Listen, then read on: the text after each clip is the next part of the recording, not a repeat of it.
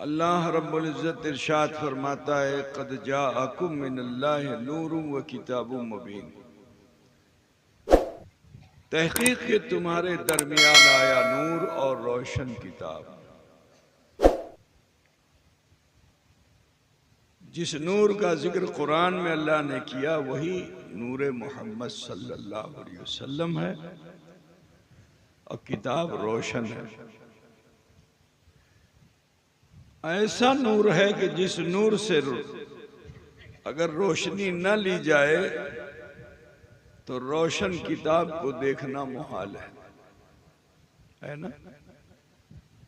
ऐसे समझ लो जैसे आसमान में सूरज चमक रहा है, लेकिन अब किसी के पास चोख नहीं हो तब क्या करेगा बेचारा।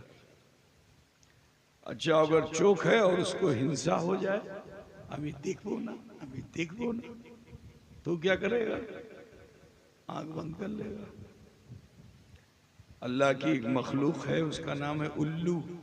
तुम्हारे उसको पेचा बोलते हैं। क्या बोलते हैं? पेचा बोलते हैं। अल्लाह ताला की कुदरत देखो कि आज सीसी कैमरा लगता है ना, ये उसी उल्लू की आंख से तहकीक करके सीसी कैमरे में अंधेरे में देखने की सलाहियत सीसी कैमरे को है। उसकी वजह क्या है? क्योंकि इंफ्रारेड लाइट जो होती है सुर्ख कलर की, लाल कलर देखते होगे अंधेरे में, लाल लाल उसमें जलता है ना, उसी को कहते हैं इंफ्रारेड। तो अल्लाह ताला ने कैसा कादिर मुतलक है कि उसने अपनी कुदरत कामिला से मखलूक तो सब बनाई, लेकिन उल्लू को बनाया अल्लाह ने। जब तखलीक फरमाया तो उसको इंफ्रारेड लाइट दे दी, अंधेरे में देखने की सलाहियत उसके अंदर। अंधकार में ये पेंचा देखता है। सारी चिड़ियां आंख बंद करके पर गिरा करके बैठी रहती हैं, गाछ पे, जमीन पे, जहां भी, मगर ये उल्लू बड़ी शान से पूरे जंगल में घूमता है, सब देखता है, चक्कर मारता है ना भाई। तो उसको बड़ा फख्र हो जाता है। सब क्या बोलेंगे तुम्हारे वहां? अंधे को क्या बोलते हैं?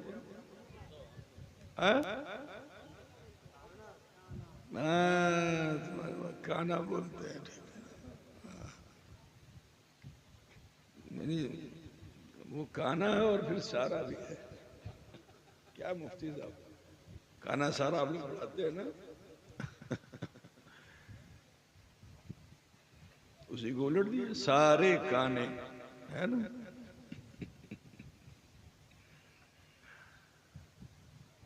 तो ख्याल कीजिए, रात भर देखता है, मगर जब रोशनी होती है सूरज की तो वो फिर गुस्सा करता है, राग हो जाता है। क्योंकि जैसे ही रोशनी होती, सारी चिड़ियां, जितने भी मखलूक हैं, सब खुश हो जाते हैं, चहकने लगते हैं। तो जब चहकने लगते हैं तो इसको हसद पैदा होती है। जो हसद पैदा होती है तो आंख बंद करके पेड़ पे बैठा रहेगा। ठीक है ना? देखा आप लोगों ने पेचा? आपके बीच में तो नहीं कोई, समझ रहे हो ना?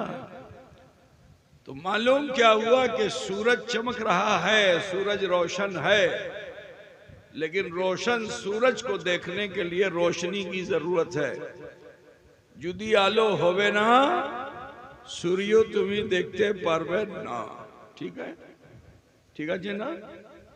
तो कुरान इसीलिए कह रहा है वो मैं यहदी भी कसीरा वो मैं युदिल्लु भी कसीरा। कुरान तो हिदायत के लिए आया ना, लेकिन किसकी हिदायत? सबकी हिदायत के लिए नहीं आया। पहले ही पारे में जैसे ही अलिफ लाम मीम पढ़ते, उसके बाद कुरान ऐलान करता है कि ज़ालिकल किताबु ला रैब फीह हुदल लिल मुत्तकीन। ये सिर्फ मुत्तकियों के लिए हिदायत है, परहेजगारों के लिए हिदायत है, और परहेजगार वही है जो मुस्तफ़ा का वफादार है।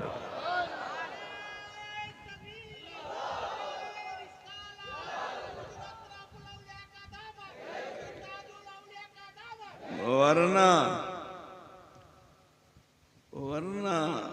वही कुरान पढ़ने में कहते इकरा पढ़ा तो कहता है हुजूर बोले कि हमें पढ़ा लिखा नहीं, वो माना बेकारी न मैं पढ़ा लिखा नहीं, हमें अनपढ़ अच्छी नऊज़ुबिल्लाह मिन ज़ालिक। अभी आप सुन रहे हो ना सोशल मीडिया पे कैसी बकवास हो रही है, तो जो दिल में होता है वो जबान पे आ जाता है। আমি নবীর আশিক, নবী গাশিক, নবী গাশিক, सुन्नत में हमें चलছি, बिदत हमें करছি ना।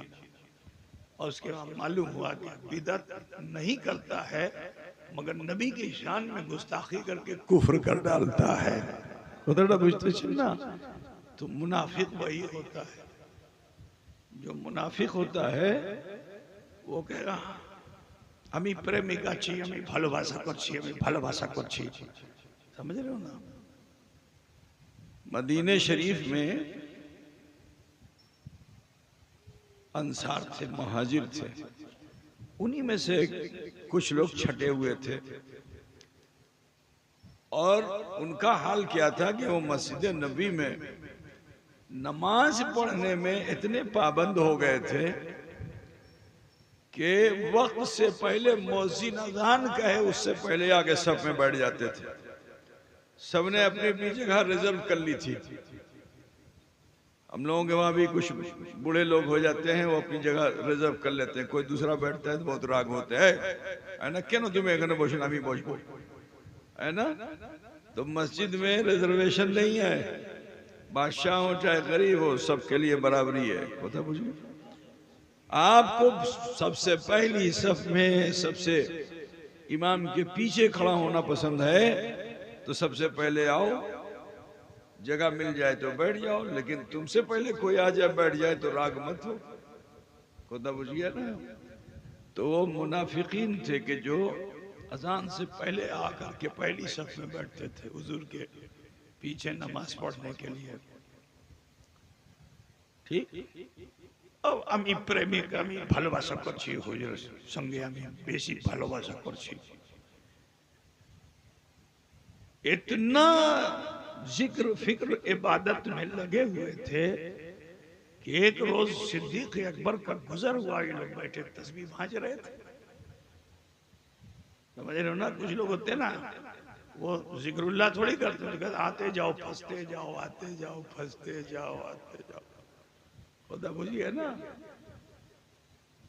तो उस वजह थे हजरत सिद्दीक अकबर रज़ी अल्लाह तआला अन्हु अमीरुल मोमिनीन खलीफतुल मुस्लिमीन ने देख लिया तो रश्क किया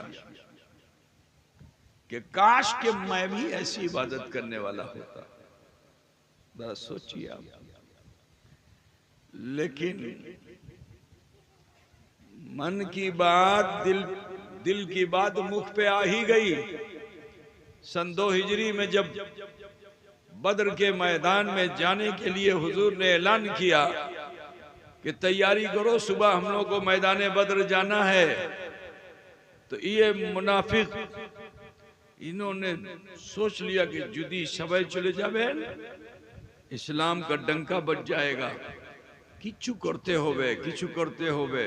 तो जानते हो क्या किया? जैसे आजकल झोला लेके घूमता है, बड़ी बड़ी कुछ लोग घूमता है ना, बाड़ी बाड़ी जाता है। मेरे नबी ने बाड़ी बाड़ी जाके इस्लाम की दावत नहीं दी। बोलो तुम बाड़ी बाड़ी जाके इस्लाम की दावत दे रहे हो, ये सुन्नत है कि बिदअत है? अरे बोलो भाई, इटा सुन्नत की बिदअत है ना। मेरे नबी ने तो बाड़ी बाड़ी जाके दावत नहीं दी, फारा की चोटी से दावत दी। ठीक है, दावत देनी थी तो मस्जिद कुबा से दावत दी, मस्जिद नबी से दावत दी। बाड़ी बाड़ी नहीं, बाड़ी अगर गए तो अपने ही घर गए। ठीक है ना। नमाज के लिए हुजूर निदा देते थे तो कहाँ, सहाबी के घर थोड़ी जाते थे, सैयदा फातिमा के घर जाते थे, दरवाजे पे खड़े होके फरमाते अस्सलात या अहलल बैत। समझ रहे हो ना? किसी सहाबी के दरवाजे पर रसूल नहीं आया, उसके लिए तो चौराहे पे मुअज्जिन खड़े होकर अज़ान कहता था। सहाबी के लिए, अहले बैत के लिए हुजूर खुद जाते थे, फरमाते अस्सलात या अहलल बैत, अस्सलात या अहलल बैत। कोदड़ा बुझते ना। अब जो जाहिरी तौर पे भालोबासा करते थे उनका हाल क्या हुआ कि वो चिंता में आ गए कि यदि सबाई चले जावे तो इस्लाम का डंका बाजबे, झंडा ऊंचा हो जावे, किच्चू तो करते हुए। तो सब बाड़ी बाड़ी गए तो देखा क्या कि वहां साहबा जो थे तलवार रगड़ रहे पत्थर पे। साहबाई किराम है कि नेज़े पे जंग लगा हुआ था, उसको छुड़ा रहे हैं।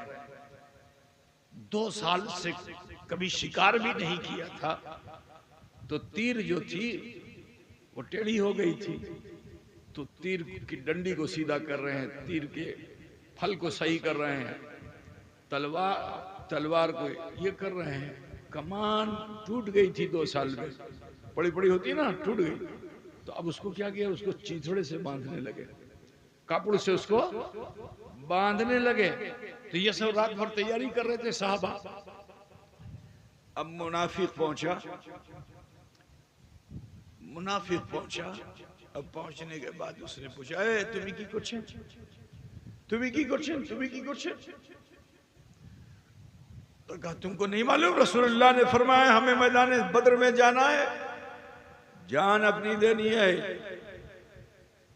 कहे भूल करबेन ना, जिटा तुम्हें करछेन सीटा भूल करबेन ना। जानते हो किसके मुकाबले में जा रहे हो?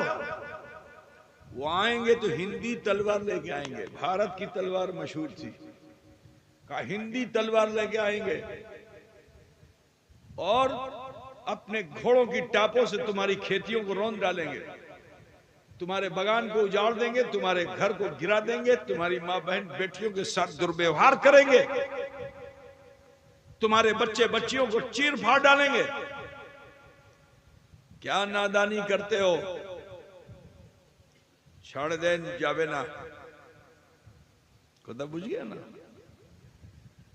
लेकिन कोई मानने को तैयार नहीं। अब जब कोई मानने को तैयार नहीं, तब अब दूसरा हरबा इस्तेमाल किया।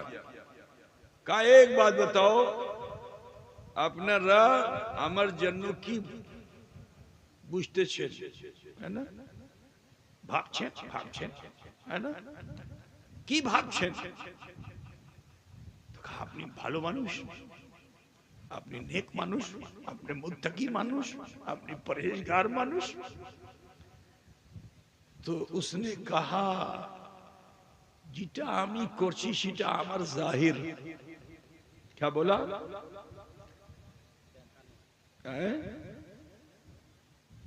जाहिर, जाहिर तो समझता है, बंगला में बोलते हैं भाई जाहिर, है ना। जिटा आमी करছি संपूर्ण এটা আমার जाहिर, এটা দেখানো। अब একটা আমি প্রশ্ন করতে চাইছি, ওটা বলো কি প্রশ্ন? প্রশ্ন এটা আছে कि নবীর মানা কি হচ্ছে, नबीर मानना की होच्छे। अब ये मौलाना लोग मुझको सब ताज्जुब से देख रहे हैं कि पीर साहब बांग्ला में कैसे बोल रहे हैं, है ना। कि नबीर मानना की होच्छे। तो अरब वाले लोग थे, कोई हिंदुस्तानी थोड़े थे, जाहिल उसको बेवकूफ बना दिया जाए। सबने कहा नबी का माना गैब की खबर देने वाला। संपूर्ण बोले जो तो छिलेन सबाई गैब की खबर। साहिबे लिसान थे, अरबी भाषा, जैसे बंगला में। अब हमने कहा जाहिर, तो उसने कहा दिखानो, क्योंकि हम बंगला अक्षर सा तो जानते नहीं। अक्षर सा अमी बांग्ला जानছি না, है ना, मुखस्त अमी जानছি, ठीक। तो अमी जाहिल, बोलो अमी पढ़ा लिखा नहीं। अरे बोलो भाई, अमी पढ़ा लिखा नहीं। तो अमी बोलছি कि अमी अक्षर सा तुम्हार भाषा जानছি না, तो कि अमी जाहिल। तो उन नौदानों को समझाओ जो नबी की शान में गुस्ताखी कर रहे हैं, है ना। अल्लाह के रसूल जब चिड़िए की जबान बूझते हैं, जब पहाड़ की भाषा बूझते हैं, जब कंकर की भाषा बूझते हैं, जो ना बोले उसकी बोली मुस्तफा पूछते हैं, तो बोलने वाले की बोली के बोल पूछने में मुस्तफा को क्या कमी होगी? है ना? बड़े नादान है वो कि जो उम्मी का माना गलत, है ना? আপনারা বুঝতেছেন কিছু শুনবেন? तो सुनो। कहा नबी का मना कहा, अब देखो, अब लगाया मंतिक। कहा नबी का मना गैब की खबर देने वाला। আমি বললাম যেটা আমি আমল করছি সম্পূর্ণ আমার আমার দেখানো ঠিক। যদি নবী নবী হতে তো আমার আমল को মানে চিনতে পারতেন, ঠিক আছে? যেটা আমার আমল, যেটা আমার মন মধ্যে, সেটা চিনতে পারছেন। तो नबी ने तो हमको अगर छीन लिया होता तो मस्जिद से भगा दिया होता, निकाल दिया होता। हमारे नबी ने तो मस्जिद से हमको निकाला नहीं, इसका मतलब नबी को गैब नहीं मालूम। आज भी बहुत नादान बोलते हैं कि नबी को पीठ के पीछे की भी खबर नहीं है, ऐसा बोलते हैं ना। अरे मियाँ, इमाम अहले सुन्नत की जुबान से सुन लो कि और कोई गैब क्या तुमसे नेहा हो बोला, और जब ना खुदा ही छुपा तुम पे करोड़ों दुरूद। बुझ गया कि नहीं बुझा? समझाने वाले समझाते हैं, ज्यादा लोग समझ जाते हैं, कम लोग नहीं समझते। बुझ रहे ना? 1000 मुसलमान थे सहाबी, जिसमें से सिर्फ 313 ही थे जो उनकी कोथा को उन्होंने नहीं माना। तो ज्यादा किसकी तरफ? आप बोलो भाई, ज्यादा किसकी तरफ? जोड़ घटाओ नहीं आता क्या है? ज्यादा किसकी तरफ हुए? 1000 में से 313 नबी की तरफ और सब मुनाफिक की तरफ। तो ज्यादा किसकी तरफ है? कम नबी की तरफ, ज्यादा उनकी तरफ। बुझ गया कि नहीं बुझ गया? है ना? तो देखो, जो बातिल होता है जब बुझाता है तो सामने वाला कुछ ज्यादा ही समझ जाता है। खुदा बुझ रहे हो ना? ज्यादा उसकी बात को मानने लगता है। तो लिहाजा आपसे कहना है कि हक वो है कि जो पेड़ और उसकी डाली नहीं हक होती है, हक बीज होता है जो बहुत कम होता है, लेकिन वो जमीन में जाता है तो उसमें ताकत ऐसी होती है कि वो उसे फाड़ कर फिर दरख्त बनता है। खुदा बुझते चिन्ह बाबा। तो 313, अब ये 313 में 2 छोटे छोटे बच्चे भी थे जिनका नाम हजरत माज और मोविस था, ठीक है? ये जब आते हुजूर की बारगाह में तो हुजूर रिजेक्ट कर देते, ना ना, जिहाद बच्चों पे फर्ज नहीं है, तुम जाओ। लेकिन वो बच्चे, उनको जोश ऐसा था, ऐसा जज्बा था, इसलिए क्योंकि उनके मन में ये था कि कोई गुस्ताखे नबी, नबी की शान में गुस्ताखी करे वो जीवित रहे। अमी ईटा होते दिबोना, है ना? ठीक है ना? कि मन सब्बा नबियन फख्तलू, नबी को बुरा कहने वाला उसके लिए इस्लामी हुकूमत में कत्ल है, माफी नहीं है। खुदा बुझ गया ना? माफी नहीं। तो वो दोनों बच्चे बड़े जोश में थे कि हम ये अबू जहल के हम ही छाड़बो ना, हमने सुना है कि वो रसूलुल्लाह की शान में गुस्ताखी करता है। तो रिश्तेदार को लेके आए और उनसे कहा सिफारिश, आप सिफारिश कर दीजिए, आप सिफारिश कर दीजिए ताकि अल्लाह के रसूल हमको कबूल कर ले। जब 2-3 मरतबा घूम घूम के आए ना, हुजूर ने रिजेक्ट किया। तो वो ये समझे कि हम छोटे हैं, क्योंकि हुजूर तो बांट रहे थे, 5 फीट वाले को अदर, 6 फीट वाले को अलग। तो बच्चे तो 4.5 फीट के थे वो। तो वो ये समझे कि लगता है हमारी हाइट सही नहीं, इसलिए हुजूर कबूल नहीं कर रहे हैं। तो जोश ऐसा था कि वो पंजे के बल खड़े होकर अपने बड़ों के कंधे से कंधा मिला रहे थे। ये अमल ऐसा था कि अल्लाह को पसंद आ गया। तो अल्लाह ताला ने हजरत जिब्रील को भेजा कि जिब्रील जाओ और जाकर मेरे हबीब से कह दो कि इन दोनों को कुश्ती कराएं। क्या बोलते हैं तुम्हारे वहां? कुश्ती समझते हो ना? कुश्ती बोलते हैं ना, अखाड़े में उतर के लड़ते हैं दो पहलवान, है रेसलिंग जिसको अंग्रेजी में कहते हैं। ठीक है ना? अब तुम्हारी बंगला में क्या बोलते हो तुम ही बताओगे। क्या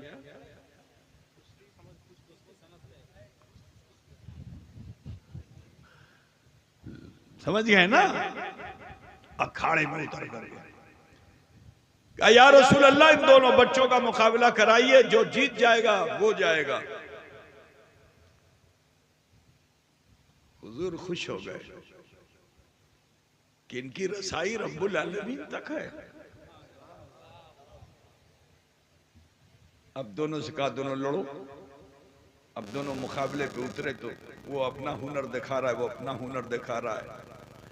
लड़ते लड़ते थक गए, हत्ता कि ये इस तरफ गिरा वो इस तरफ गिरा।